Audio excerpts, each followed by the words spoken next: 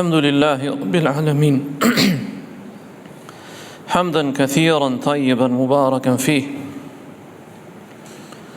واشهد أن لا إله إلا الله وحده لا شريك له واشهد أن محمدا عبده ورسوله قال ربنا سبحانه وتعالى يا أيها الذين آمنوا اتقوا الله حق تقاته ولا تموتن إلا وأنتم مسلمون إن أصدق الكلام كلام الله وخير هدي هدي محمد صلى الله عليه وسلم وشر الأمور محدثاتها وكل محدثة بدعة وكل بدعة ضلالة. Falënderimet e panumërta i takojnë Allahut Azza wa Jall, krijuesit gjithësisë. Paqja lavdërimi i tij qoftë mbi vullën e pejgamberëve Muhammedin sallallahu alaihi wasallam, familjen dhe shokët e tij dhe të gjithë ata që e pasojnë ata deri në fundin e kësaj bote. Dëshmojmë se askush nuk meriton të adhurohet me drejt veç Allahut, një i vetëm i pashojq. Dëshmojmë se Muhamedi sallallahu alaihi wasallam është robi i Allahut dhe i dërguari i tij, i zgjedhur i Zotit për mbar njerëzimin. Allahu i bën thirrje besimtarëve në Kur'anin Kerim, o ju që besuat, friksojeni Zotin sinqerisht dhe mos disni ndryshe vetëm se duke qenë besimtar në nështruar ndaj Allahut xhalla xhelal. Dhe dije se fjala më e mirë është fjala e Zotit Kur'ani Kerim dhe udhëzimi më i mirë është udhëzimi i Muhamedit sallallahu alaihi wasallam. Dhe punët më të shëmtuara në fenë e Zotit janë shpiket që në humbja dhe humbja që në zjarr. Nderuar vëllezër dhe motra besimtarë dhe besimtare, njerëzit fisnik janë ata që jetojnë me hallet dhe problemet e një populli. Edhe ata që i bëjnë bisht hallet dhe problemet e një populli, gjithmonë feja e tyre, morali i tyre vihet në diskutim. Sepse i dërguari i Zotit sallallahu alaihi wasallam dhe shembulli i njerëzimit na la disa gjurmë që nuk fshihen kurrë në historinë e njerëzimit. Qoftë në periudhën mekase, më të vështirë të jetës tij sallallahu alaihi wasallam, dhe atë në periudhën medinase, ai la shembullin dhe gjurmët duke jetuar me hallet dhe problemet e një populli, gjë që e bëri pejgamberin sallallahu alaihi wasallam jo vullën e pejgamberëve, po njeriu më të përkujtuar dhe që nuk do t'i harrohet emri deri në ditën e Kiametit. E kështu që çdo besimtar musliman apo lider fetar duhet jetojë me hallet dhe problemet e një populli, duke e vënë në dukje shqetësimet e tyre, hallet e tyre, problemet e tyre, gjërat që shkatrojnë një shoqëri. Dhe sot do të flasim për shkaqet që shkatrojnë ekonominë e një vendi. Edhe pse do trajtohet në disa terma ekonomik, duke mos ngatruar terminologjinë bashkëkohore ekonomike me thelbin se si Islami i trajton këto probleme, duke u marrë me zemrën e problemit dhe jo me anën terminologjike. Kështu që çdo besimtar duhet të kuptojë që nëse nuk jeton me hall dhe problemet e vendit ku jeton, po në kohën kur bie fjala mbytet shoqëria nga luftra, nga zullumi, nga padrejësia, ti u flet njerëzve për vlerën e ruajtjes deleve në mal. Kjo është ahumësh mos t'jesh koherent, mos t'jesh bashkëkohor me hallet e njerëzve. Nëse mbytet vendi nga korrupsioni, ti mëson njerëzve si merret abdesi, edhe kjo është e nevojshme, por ka kohën e vet. Nëse krimi organizuar kap një vend, ti u flet njerëzve që duhet t'japin sadaka, dhe kjo e mirë është, por ka kohën e vet. Nëse zullumi dhe padrejësia dhe rishfeti është i përhapur, ti u flet njerëzve për ku ta diun vlerën e haxhit, dhe kjo është prej fesë, ka kohën e vet. Pra, jashtë sikur njeriu përpiqet ta shmangi atë që ka përpara syve. Pra ke diçka përpara syve, ti bën sikur nuk e shef, rrotullohesh me sa i bukur është qielli. Ke diçka përpara vetes, duhet të flasësh. Jo që njeriu këtu të vëj në cënim deri në jetën e njerëzve, por duhet të flasi për fenomene negative që e mbysin një shoqëri. E kështu që feja jon islame, kur fillon dhe flet për ekonomi, nuk flet me termat bashkëkohor, por flet për fenomenet që e mbajnë gjallë një ekonomi, që e ruajnë atë, që i japin stabilitet dhe siguri atij vendi, dhe nuk merret me detajet të cilat janë anë juridike që i trajtojnë specialistët e fuzës përkatëse. Prandaj Islami e konsideron çështjen e ekonomisë, ku ai nuk kufizohet vetëm në analizimin e pasojave ekonomike, por na mëson të kërkojmë edhe shkaqet morale, shpirtërore dhe shoqërore që i kanë sjellë ato pasoja vendit. Me fjalë të tjera, ekonomia nuk është ndarë nga besimi, nga drejtësia, nga morali, nga sjellja e njerëzve, siç bëjnë disa njerëz sot, që ata punën e tyre, ne punën e tonë, ne punën tonë, ata punën e tyre. Kjo nuk është fet dervishash.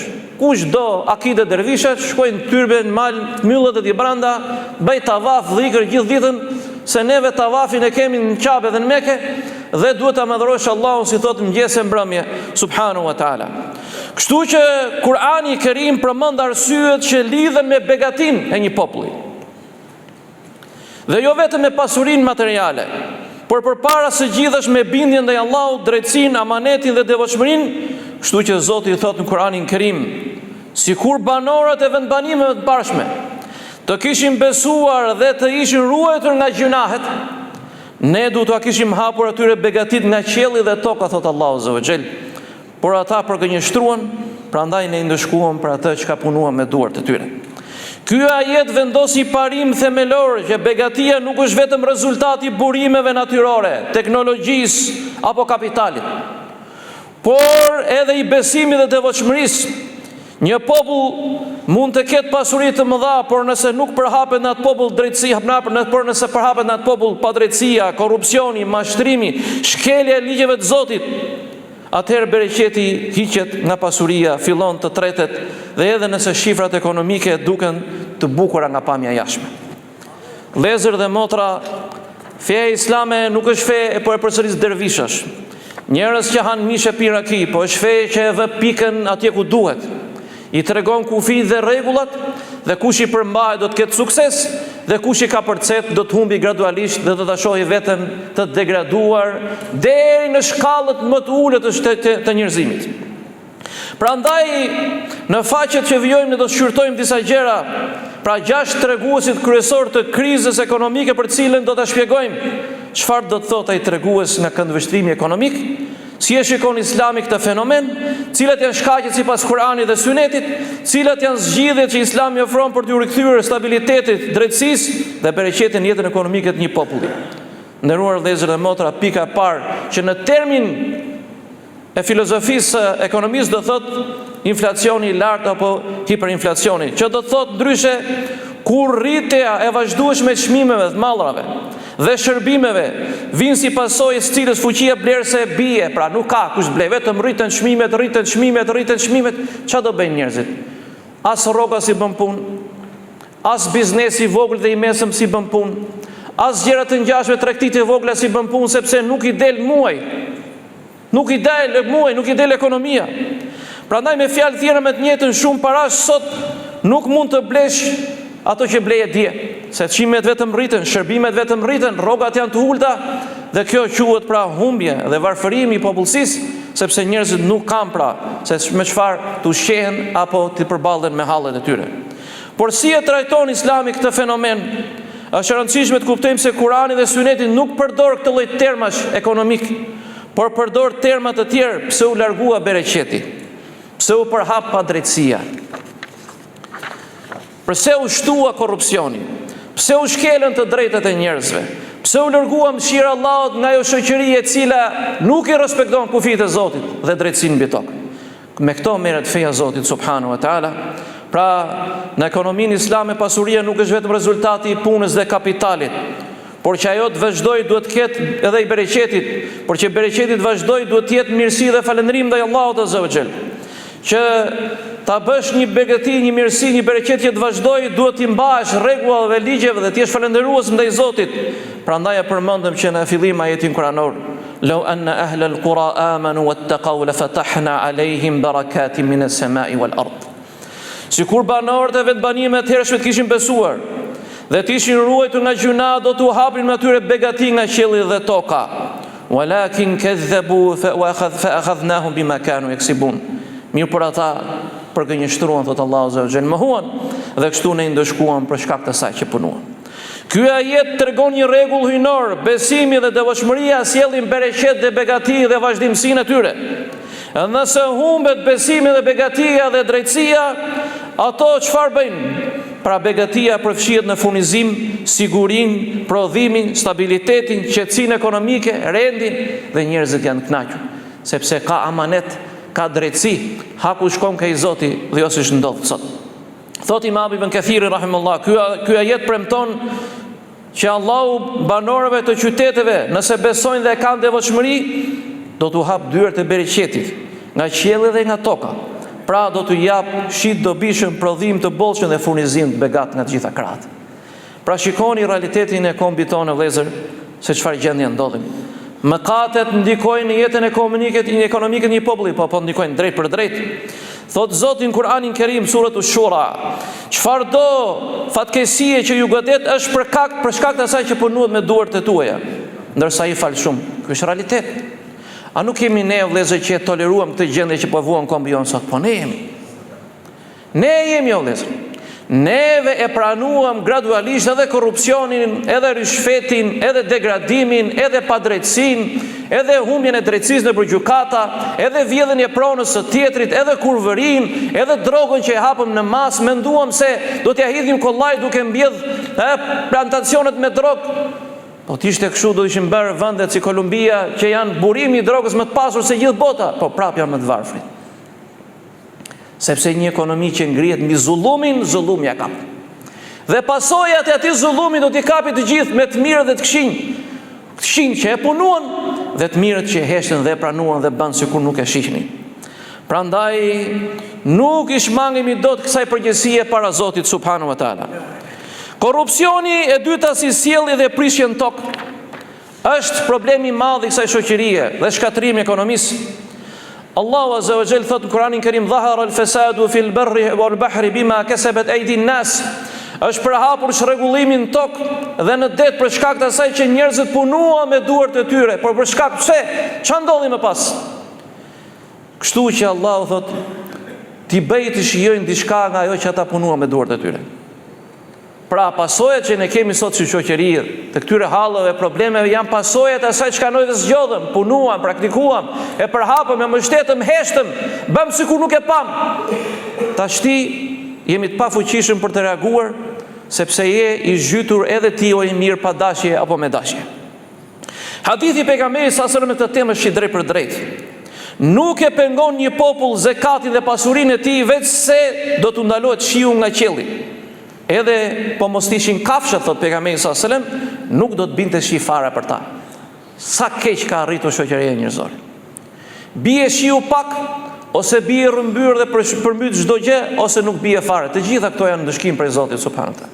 Thahet toka, thahet bimësia, nuk ka bereqet, nuk ka blegtori, nuk ka jetë shoqëria, sepse njerëzit e kanë tepruar me zullumet e tyre. Edhe pse atyre nuk i pëlqen kjo, po ky është realitet. Ky hadith tregon se mëkatet, gjunat kolektive mund të ndikojnë direkt në furnizimin dhe begatinë e një populli shoqërie. Ibn Qayyim rahimullahu taala thot, mëkatet e zhdukin begatin, dobësojnë jetesën dhe sjellin sprova që nuk do të kishin ardhur po mos ishin këto gjuna.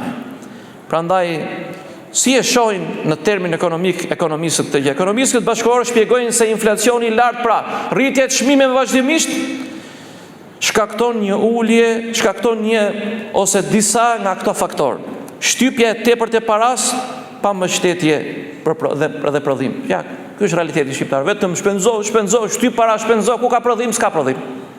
Borxhi pa kontrolluar, merr borxhe nga FMN-ja, KBB-ja, YZG-ja, IEC-ja, merr borxhe, zhyt e popullin. Duke marr borxhe, ti e shet kombin diku tjetër. Korrupsioni dhe keq menaxhimi nuk kam nevojë të flas derisa vjedheshin pensionet e qytetarëve, merr fut në trast ajo para kamerave, pa ju tremur syri fare, çka guximi, subhanallahu. Merr fut në trast ato punëtorë shikonin, merr fut në trast pensionin, prit nana baba im dhe baba jot marri pensionin. Ja, pasi javë po vjen në rrugës. Los kumar. Allahu akbar. Ja, pra vëllezër, korrupsioni dhe keq menaxhimi i paras publike, rënja e prodhimit, ne s'kemi prodhim. Ata që prodhojnë këtu brenda nesh nuk mbështeten. Nuk mbështetet që thonë ekonomia, baza i kombit është ajo që është prodhimi i brendshëm, nuk mbështetet, braktiset bujësia dhe blegtoria. Vjen bar nga jonç nga Maqedonia dhe jonç s'bëjmë ne. Na sjell Maqedonia, na sjell ku ta diun. Prandaj vëllezër, këta që heshtin sot dhe bëjnë sikur nuk shohin, duhet të shohin se kemi edhe pak shpresë inshallah që ta rregullojmë këtë vend. Lufta dhe krizat e furnizimit, humbja e besimit tek monedha, pra zhvlerësimi i lekut dhe shkatrimi ditë në ditë i kësaj shoqërie e cila është shumë e vogël, ka shumë resurse, po që ka rënë në dorën e urqeve dhe hienave. Pra, vërehet se shumë nga këta faktorë vëllezër lidhen edhe me vlera që Islami ndalon si shpërdorimi, padrejtësia, mashtrimi, mos respektimi amanetit, keq menaxhimi, korrupsioni, shfrytëzimi në mënyrë personale pasurisë publike, këto i ndalon feja jonë me ajete të drejtë për drejta dhe hadithe të drejtë për drejta nga pejgamberi sallallahu alajhi wasallam. Si kurohet ky problem shumë e thjeshtë, nuk jep një formulë teknike, se kjo i takon specialistëve, por i jep rregulla dhe ilaçe e para kthimit tek Zoti xhelle xhelalu dhe pendimit sinqert. Vendosja e drejtësisë në administrim, lufta kundër korrupsionit dhe rishfetit, ndalimi i kamatës e padrejtësisë dhe transaksioneve dyshimta, nxitja e prodhimit, punës dhe tregtisë së ndershme, pengesa e zekatit dhe pagesa e zekatit, pra nxjerrja e zekatit dhe kujdesi për shtresat nevojë, administrimi me amanet i pasurisë publike. Ka në i gjë këtu vëllezër që nuk e thot ligji këtyre sot? E kanë ta me ligj. Edhe feja jonë e ka mbi të gjitha para këtyre, por nuk e duan atë. Këtë duan, është kollaj, hape portën e pensione, mush thesin, los kumar, ik, hajde prap, mush prap, dhe neve rrim, shikojmë, dhe mburën plejt e shket, na e rriti 5.000 lek, na e rriti 2.000 lek, Allahu akbar. Oj vëllezër dhe motra, mos u gënjeni nga këto. Prandaj, hoxha ju është njëri thjesht si ju, po ka qef flasi, nuk ka qef t'i biri nga kina, flet çik si drejt. Dhe kur flet drejt, ndoshta zëmrohen sa njerëz, po ky nuk është halli im, është halli tyre. Është problemi i tyre. Sepse të paktën nuk du të dalë para Zotit tim që o hoq, ti e dije këte, po pse nuk fole ti? Po pse nuk i the popullit ti? Po është amanet kjo gjë. Prandaj o vëllezër dhe motra, ne jemi njerëz thjesht si ju, nuk kemi konflikte interesi, as prona kemi, as pasuri kemi, jemi njerëz të thjesht si ju, me hallë e probleme si ju. Por të vërtetën do ta themi i vjen mirë apo ke disa njerëzve. Do ta themi se nuk po merren disa indimit në qaf, po merr një kom, një popull i tërë në qaf. Dhe do ta shikoni vëllezër, nëse vazhdon dhe ky ligj i famshëm i projekteve me male, me fusha, kur siç ju kam thënë, t'ju dalin ata njerëzit me takije që ishin për hapur të kohët e fundit, tash dhe para 2 ditësh në për myzeqe për të bler toka gjithandej. Edhe thot, këtu ka qenë gjyshi im Musaj, para 6.000 vjetësh. Gjyshi jot ka qenë Arbër, ka qenë 3.000 vjet, kështu që ik. Po ai nuk pushton kështu, ai pushton me ligj, me rregulla, me zhvillime, me ekonomi, do zhvillojmë ekonominë. Çfarë do shesim neve? Qeleshe? Flamurin do shesim? Wallahi më mirë shesh qeleshe flamur. Dhe është djers e një populli se sa shesh tokat e një kombi në emër të zhvillimit dhe integrimit. Tjetra vëllezër që shkatron ekonominë, borxhi publik i pa kontrollueshëm kur shteti jeton mbi mbucitë e tij. Pra nuk ka takat, nuk ka pazaket, ç'a bën? Keq menaxhon vetë merr borxhe, edhe ata që t'japin borxhet thon firmos pa këtu. Se do kthesh borxhin, nuk kam. Okej, firmos një kontratë tjetër. Veriu, jugu, deti, malet, resurset e kombit, do na japësh ne. Kështu funksionon. Lere që na thuan me terma ekonomike, politik, jo nuk janë të vërteta. Këto i vërteton praktika e përditshme. Nuk i vërtetojnë mediat. Mediat janë pjesë e lojës e grupit. Janë pjesë e atyre njerëzve që po kollaborojnë në vendin. Mediat një pjesë e madhe e tyre jeton mbi gjoba. Mediat po të duan i shfaqin gjithë ato që dim, por nuk duan të shfaqin. Pronarët e mediave nuk i shfaqin këto. Nuk i intereson. Se janë milionerë, nuk di sa para kanë dhe nuk t'i thonë këtë të vërteta. Prandaj si e shle Islami, merr borxhe. Allahu Azza wa Jall thot në Kur'anin Kerim, ju që besuat, kur të merrni borxh në fat caktuar shkruajeni atë. Edhe këta i shkruajnë, tu janë korrekt, i shkruajnë. Po kur i kthejnë është fjalë. Si i kthejnë? Sepse sa më shumë ta zgjasësh atë borxhin, më shumë graposash dhe më shumë e dorëzon kombin dhe shtetin dhe ekonominë tënde te duart e të tjerëve. Borxhi është barë edhe për individin e vëllezër dhe jo më për një shtet dhe një komb. A nuk ka thënë pejgamberi sallallahu alajhi wasallam në duan e tij, Allahumma inni a'udhu bika, o Zot, unë kërkoj mbrojtje tek ty nga gjuna dhe borxhi. Kur u pyet pejgamberi sallallahu alajhi wasallam, ja Rasulullah, po pse kërkom mbrojtje nga gjuna dhe borxhi pikërisht? Ja ktheu pejgamberi sallallahu alajhi wasallam, kur njeriu futet në borxh dhe vjen borxhliu i thot, "Mje plekët, ka varë kohë." Flet dhe gënjen. premton dhe nuk e mban premtimin. Pra e fut njeriun, ja ndron fytyrën njeriut. Fillon bën makinacione, bish nesër shoja, se po përpiqem do ta shikojmë. Kurse këta të tjerët që kur merr miliarda, triliona borx, nuk janë 2000 lekë, 10000 lekë, 100 milion, 2 milion. Po janë miliarda dhe ato nuk e kthen dot në kohë. Dhe kështu që i dorëzon pasurinë e kombit tënd dikujt tjetër. Çfarë thot Imam Ibn Halduni rahimahullahu taala në librin e tij të famshëm El Muqaddime? Se shtetet dobësohen kur rrisin shpenzimet pa arritur prodhimin dhe kur mbështeten te barrat e tepërta financiare. Ai shpjegon se një ekonomi e shëndetshme ndërtohet mbi punën, prodhimin, drejtësinë, jo mbi ngarkimin me detyrime dhe borxhe. Prandaj edhe Muhammed Umar al-Khapra, një nga ekonomistët më të njohur të ekonomisë islame, shkruan se ekonomia humb stabilitetin kur mbështetet vazhdimisht në borxhe dhe jo në ekonomi reale, kursime dhe investime produktive. Pra, si e kuron Islami, të shmanget marrja e borxheve pa nevojë, të mos ndërtohet ekonomia mi kamatën, riban, të administrohet pasuria publike me amanet, janë gjëra shumë thjeshta vëllezër, por nuk duan. Të shmanget shpërdorimi dhe luksi i tepruar, të nxitet prodhimi, puna dhe investimet reale të brendshme, të respektohen kontratat dhe detyrimet financiare, kaq e thjeshtë. Nuk ka bota si ecë përpara, kaq e thjeshtë vëllezër. Nuk ka nevojë fare që këta të bëjnë kaq shumë reklam për zhvillim ekonomi, sepse ky vend është aq i vogël dhe ka një popullsi të vogël që nuk i është dashur 35 vjet për të bërë çuditëra, vetëm 20 vjet i është dashur për të bërë çuditëra. Por faktikisht këtu ndodhin çuditëra, po ndodhin në kundër në kurriz të popullit. Pika e tretë, papunësia e lartë. Kur duart mbeten pa punë dhe shoqëria humbet produktivitetin, pra nuk prodhon asgjë, papunësia përhapet, njerëzit orvaten për punëtorët nga brenda i marrim nga jashtë, zëvendësojmë krahun e punës nga jashtë, me ata nga brenda, me të mek se shqiptarët nuk punojnë dhe sjellim gjithë dynjan këtu, nuk ka asgjë të keqe, por gjithë botën ndodh kjo, por jo pa rregulla. Jo pa mas. Ju hap të tjerëve që të marrin punëtor nga gjithë bota, fatikisht për t'i hapur rrugës më shumë nga të gjithë atyre që thonë shalom, shalom, se ata do vinë me qindra mire këtu. Plus Zoti mos harxhi kurrë inshallah rabbel alamin. Islami e sheh dhe nderon punën e vëllezër dhe konsideron atë një adhurim, dhe kur bëhet me sinqeritet dhe mjete halal vëllezër, shoqëria ka sukses. Muslimani nuk duhet jetoj duke pritur nga të tjerët, ta mbajnë të tjerët me sadakan e tjerëve, me ndimat e tjerëve. Kjo është lloj ushqimi turprimi vetes dhe për ulje. Por duhet përpiqet që të jetoj me djersën e ballit.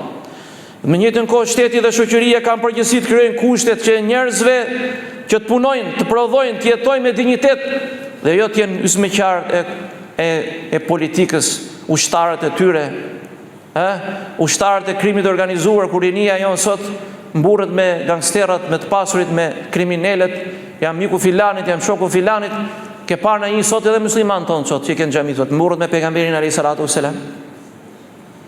Smurim ne mburrim edhe me aktor, me këngëtar, me çajang të Romario, Bebeto, Ronaldo, filani, jam shok me deputetin, jam shoku atij të fortit. Çfarë muslimanësh janë këta me pashallahun? Pa pikën e krenarisë, kupton, për fenë e tyre, për kombin e tyre, pa si lloj krenari. Dhe këta do të shlirojnë vendin, mendoni ju ta ndryshojnë shoqërinë, jo më vëlla. Lianna la yatazubidin, ai që nuk krenohet me fenë e tij, me historinë e tij, harroje vëllezër që do eci përpara. Do t'i fiket drita shumë shpejt. Prandaj Allahu thot në Kur'anin Kerim, kur të përfundoj namazi, ja ayyuhalladhina amanu, idha qudiyatis salatu fantashiru fil ardi wabtagu min fadlillah.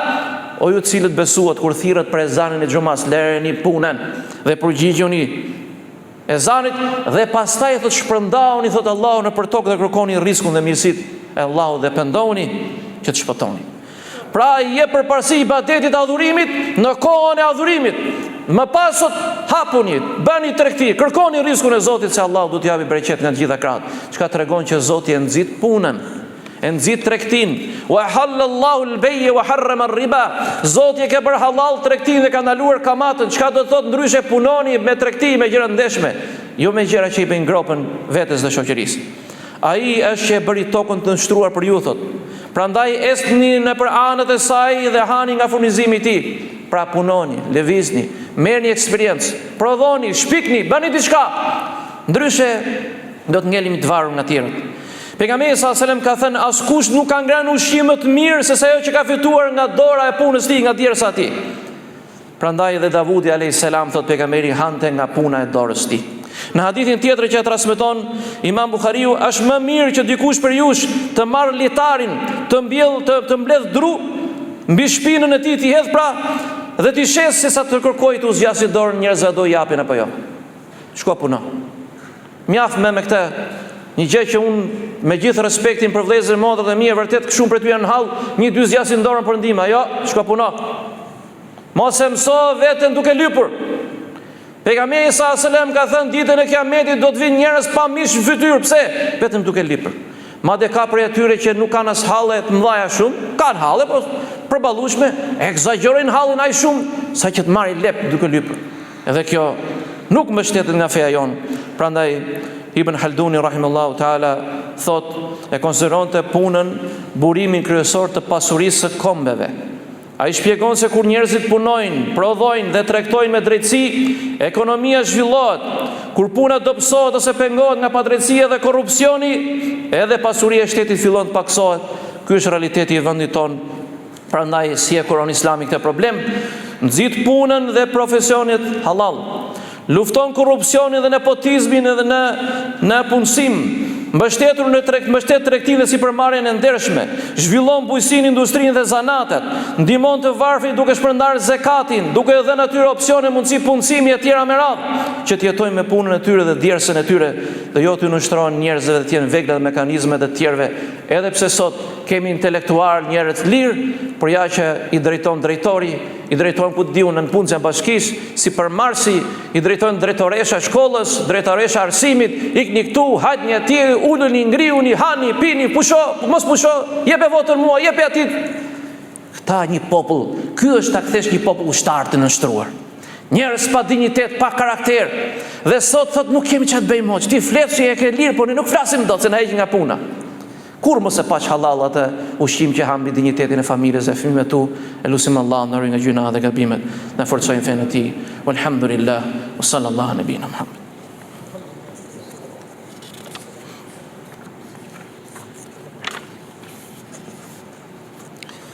Alhamdulillahi rabbil alamin. Salatu wassalamu ala rasulina Muhammedin wa ala alihi wa sahbihi ajma'in. Pika 4 të vëllezër është rënja e prodhimit të investimeve të brendshme. Nuk mbështetet ekonomia e brendshme, nuk mbështetet bujqësia, nuk mbështetet blegtoria, nuk mbështetet investimi i fabrikave që fusin njerëzit në punë, nuk mbështetet futja e tokës në prodhimtari. O vëllezër, po ne kemi qenë ata njerëz që jetonin me bregtorinë tonë, nuk kemi qenë izoluar nga bota në komunizëm. Pra sot i kemi të gjitha mundësitë e kapacitetet që tokën e Shqipërisë ta kthejmë me prodhimtare. Jo, ne e lëm fermerin ton të vdesit, të mbytet. Nuk ka me blegtori, e dini blegtoria në Shqipëri është në vdekje. Që nga veriu në jug, Shqipëria mesme po. Pse? Se nuk mbështeten këta njerëz.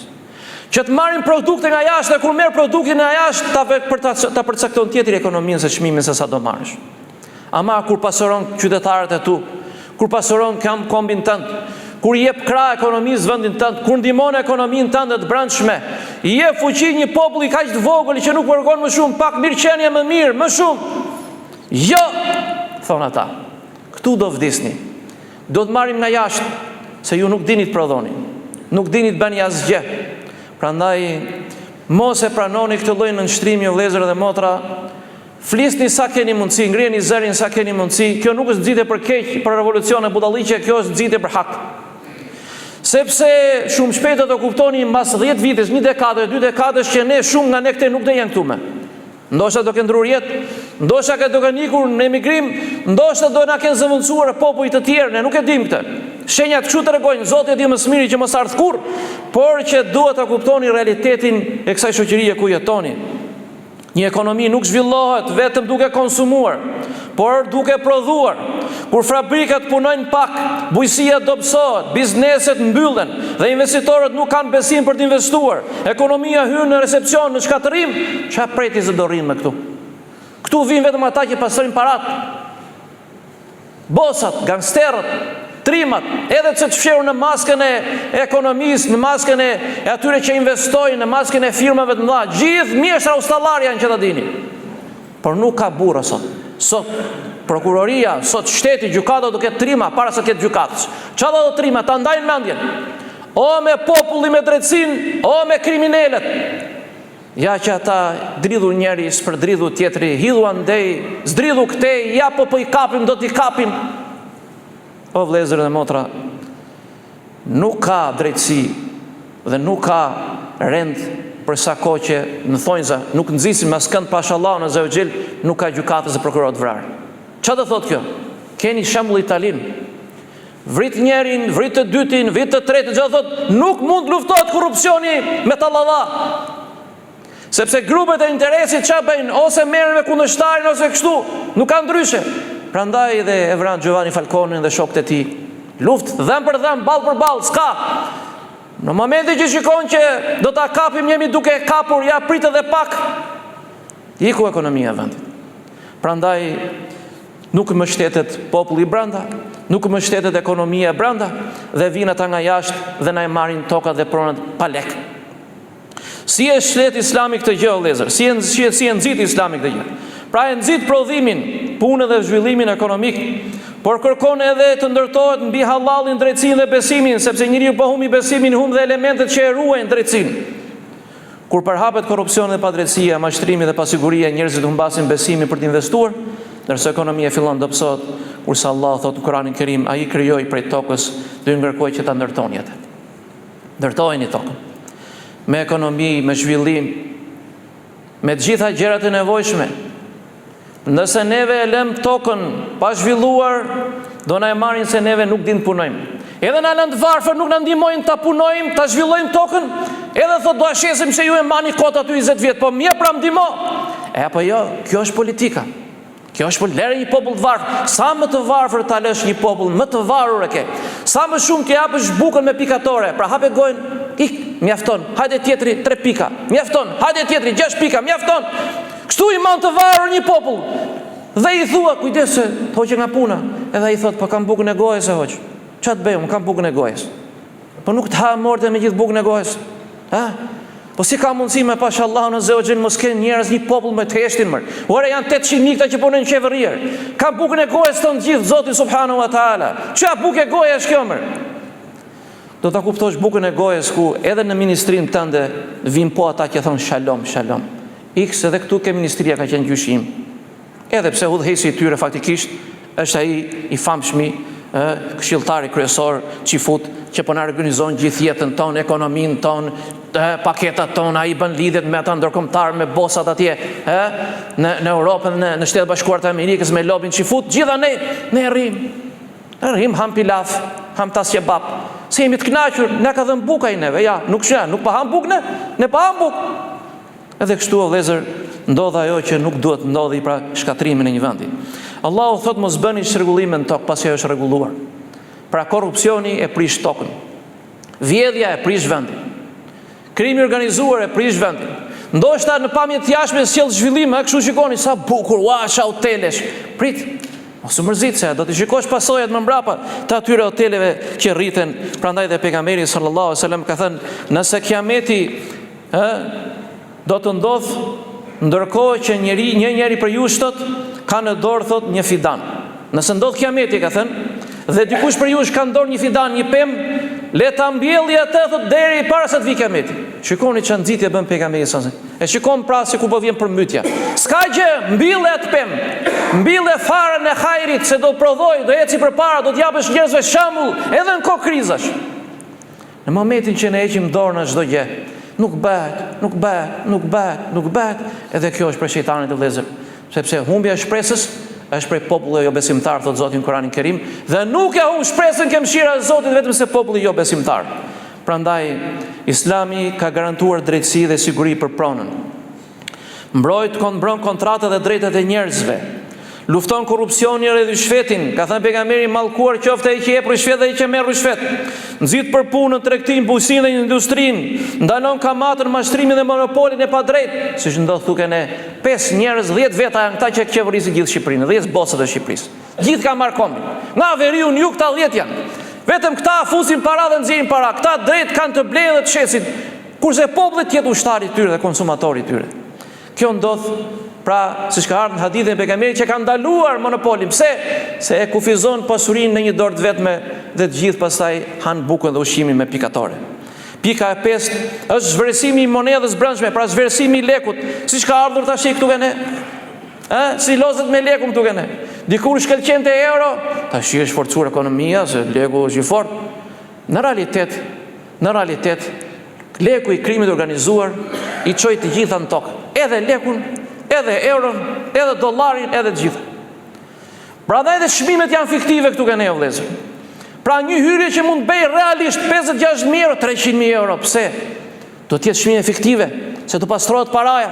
1 milion euro vila, 2 miliona nga jugu. Po çaj jeni ju merr? Ka xheneti keni zbritur me ari keni larg këto, dhe me ar s'na hyn përshtypje fare. Po pikërisht se pastrohet paraja. Pastrohet paraja. Ktu fshihet ujku. Prandaj vëllezër dhe motra, thash që këtu duhet të ketë gjykatës trima vëlla. Pse ka thënë pejgamberi, nga 3 gjykatës 2 janë zjarr, 1 është xhenet. 2 janë zjarr, ka thënë 1 xhenet. Po pse janë zjarr ata? Sepse gjykojnë të kotën, mbështesin të kotën, mbështesin pa drejtën. Prandaj Allahu thotë në Kur'anin Kerim, o ju që besuat, aufu bil uqud, përmbushni kontratat dhe detyrimet. Pra Islami nxit njerëzit që të përmbushin kontratat, detyrimet e drejtat. Allahu urdhëron ta ktheni amanetin te atyre që u takon. Dhe kur gjykoni midis njerëzve, gjykoni me drejtësi. Pra në një ekonomi ku nuk respektohet amaneti dhe kontratat, nuk mund të gëzoj besima e fasgjat, do shkatërohet. Pejgamberi sa nga tregtari i ndershëm dhe i besueshëm do të jetë me pejgamberët e Zotit sinqert dhe dëshmorët ditën e Kiametit. Transmeton Tirmidhiu me senet të mirë transmetimi. Pra, Ibn Taymija do të shkruante se drejtësia dhe themeli mbi cilin Allah mban në këmbë një shtet. Kur drejtësia mungon dhe pasuria administrohet me padrejtësi, pasojat prekin gjithë shoqërinë, siç jemi neve sot. Prandaj edhe neve, edhe kur shkojmë atje ke spitali, atje neve po shikojmë batakun e shkatrimit ekonomisë. Kur thot mjeku, për Zot, jam unë ka thënë, s'kemi pamuk hoqte. Edhe na thot drejtori atje, ke harxhu shumë pamuk, çfarë bën këtu? Shumë pambuk e harxhu. Pambuk është pa lek farmacit, a marrësh 200 lek blen një thes. Prandaj sot neve heshtim sepse janë pasojat e atyre që neve i kemi lënë, nuk kemi dëgjuar. Çfarë po më duhet mu? Un kam hallin tim. Ç'mund kam un? Se po më duhet mu? Që apo edhe erdhi sot neve vuaj. Dhe e fundit të vëllezër, që të themi drejtën, pika 6, humbja e besimit. Ke gjitha sistemet bankare dhe ke ato sisteme të kamatës që e kanë shkatruar ekonominë e vendit, vetëm marrin para dhe e kanë futur popullin në borxh. Po si do shlyhen këto para? Po si do forcohet ekonomia? Duke e përqendruar përsëri po ashtu ekonominë e kombit ton në 5-6 banka. Kjo vëllezër është shkatrim i një vendi gradualisht me dashje dhe padashje, dhe neve kemi tradhuar atë që nuk duhet ta tradhtonin.